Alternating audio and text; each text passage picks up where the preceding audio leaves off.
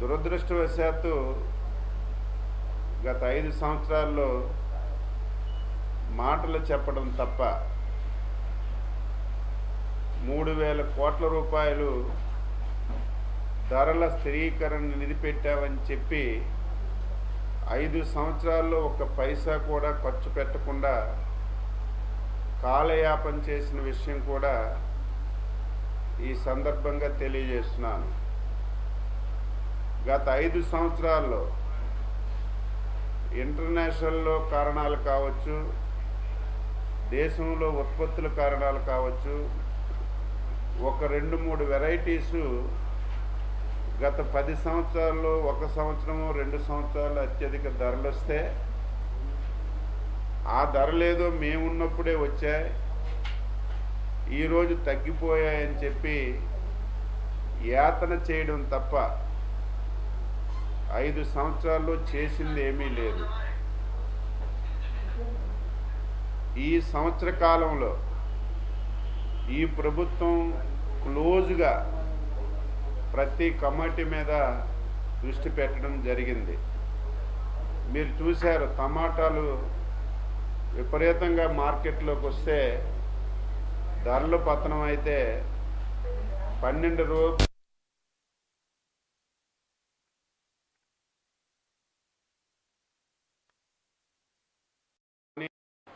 రైతు బజార్లో అమ్మి టమాటా రైతులకు ఆదుకున్న సంగతి కూడా ఈ సందర్భంగా గుర్తు చేస్తున్నాను.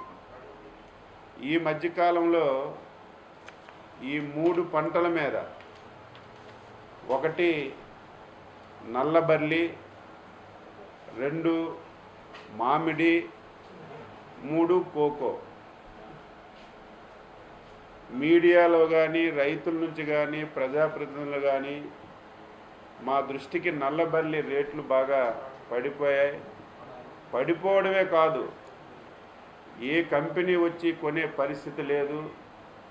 ఇమీడియట్గా ప్రభుత్వం జోక్యం చేసుకోండి 2 మాసాల ముందే మా దృష్టికి వస్తే ఇమీడియట్గా మా ప్రిన్సిపల్ సెక్రటరీ గారు, కమిషనర్ గారు, నేను వ్యవసాయ యూనివర్సిటీలో ఒక సమావేశం పెట్టి కంపెనీలన్నింటికీ కూడా ఆదేశాలు ఇచ్చాం. ఎట్టి పరిస్థితుల్లో నల్లబెర్లీని మీరు కొనాలి, మీరే ప్రోత్సహించారు. ఈరోజు కొనమని చెప్తే ఇది మంచి విధానం కాదని 2 మాసాల ముందే మీటింగ్ పెట్టి చెప్పడం, తరువాత ముఖ్యమంత్రి గారు 2-3 రివ్యూలు చేసి కంపెనీలకు అందరికీ కూడా ఆదేశాలు ఇచ్చారు. అసలు నల్లబర్లి ఎందుకు ఈ ప్రాబ్లం వచ్చిందంటే, గత సంవత్సరం దాదాపుగా 45-50 మిలియన్ కేజీలు పంట వచ్చింది.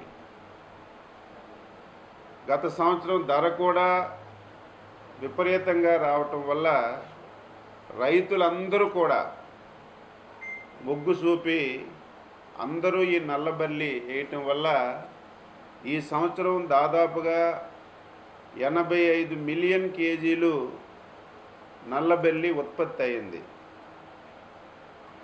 ఒకేసారి 2-3 వంతులు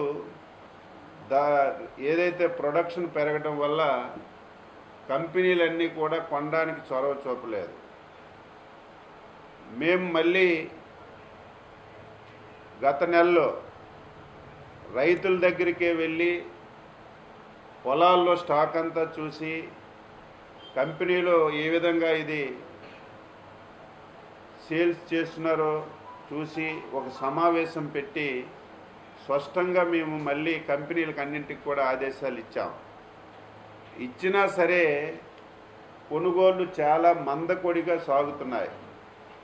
మేము ఏదైతే గుంటూరు వ్యవసాయ యూనివర్సిటీలో సమావేశం పెట్టినప్పటి నుంచి ముఖ్యమంత్రి గారు రివ్యూ చేసిన తర్వాత ఈ రోజు వరకు దాదాపుగా జీపీఐ కానీ, ఐటీసీ కానీ, మిగిలినటువంటి కంపెనీలన్నీ కూడా 25 మిలియన్ కేజీలు ఇంతవరకు కొనబడింది. అంటే 85 మిలియన్ కేజీలు పొగాకులో 25 మిలియన్ కేజీలు పొగాకే కొనబడింది.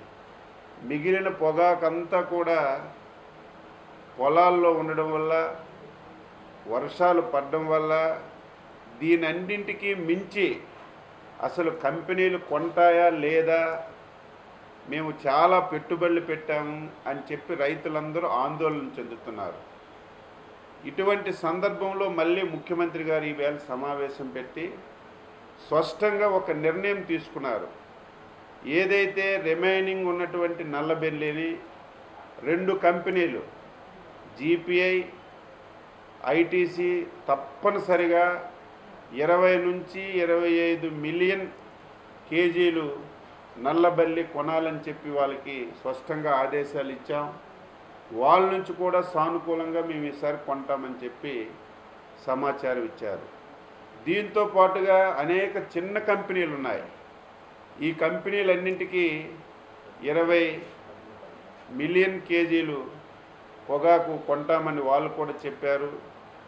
ఇవన్నీ కొన్న తర్వాత కూడా ఇంకా ఒక 20 నుంచి 25 మిలియన్ కేజీలు పొగాకు ఇంకా ఉండిపోతుంది. దీన్ని ఏం చేయాలని ఆలోచన చేస్తే మనకి రైతులు ముఖ్యం. ఎట్టి పరిస్థితుల్లో రైతులు ఇబ్బంది పడకూడదని ఈరోజు సమావేశంలో ముఖ్యమంత్రి గారు స్పష్టంగా ఆదేశాలు ఇచ్చారు. మిగిలిపోయినటువంటి ఈ 20-25 మిలియన్ కేజీలు నల్లబెల్లి పొగాకుని మార్క్ఫెడ్ ద్వారా ఇమీడియట్గా కొనుగోలు చేయమని చెప్పి స్పష్టంగా ఆదేశాలు ఇచ్చారు. ఈ ఆదేశాలని రేపటి నుంచే అమలు చేస్తున్నాం. ఈ రాష్ట్రంలో 7 మార్కెట్ యార్డులను గుర్తించాం. పచ్చూరు, ఇంకొల్లు, ముద్దూరు, పెద్దనందిపాడు, పత్తిపాడు, చిలకలూరిపేట, మద్దిపాడు ఈ 7 మార్కెట్ యార్డుల్లో ఏదైతే మా మార్క్ఫెడ్ నుంచి ఎవరైతే రిటైర్ అయినటువంటి అనుభవజ్ఞులైనటువంటి ఎంప్లాయీస్ని కూడా తీసుకొని, ఎందుకంటే మార్క్ఫెడ్ కొనడానికి డిసైడ్ చేసింది కానీ క్వాలిటీని డిసైడ్ చేసే అవకాశం మాకు లేదు కాబట్టి క్వాలిటీని చూసి వాళ్ళు డిసైడ్ చేసే విధంగా ఈ 7 మార్కెట్ యార్డుల్లో మెయిన్ క్వాలిటీ 12,000కు తక్కువ లేకుండా కొంటాం. మిగిలినటువంటి 2 క్వాలిటీస్ ఉంటాయి. ఈ 2 క్వాలిటీస్ కూడా అక్కడ పరిస్థితులను బట్టి ధరలు నిర్ణయించి ఏదైతే కంపెనీలు కొనగా మిగిలినటువంటి ప్రతి పొగాకు రేకు కూడా మార్కెట్ ద్వారా కొనాలని చెప్పి ప్రభుత్వం నిర్ణయించిందని చెప్పి సందర్భంగా తెలియజేస్తున్నాను. అయితే రైతులకు కూడా నేను విజ్ఞప్తి చేస్తున్నాను.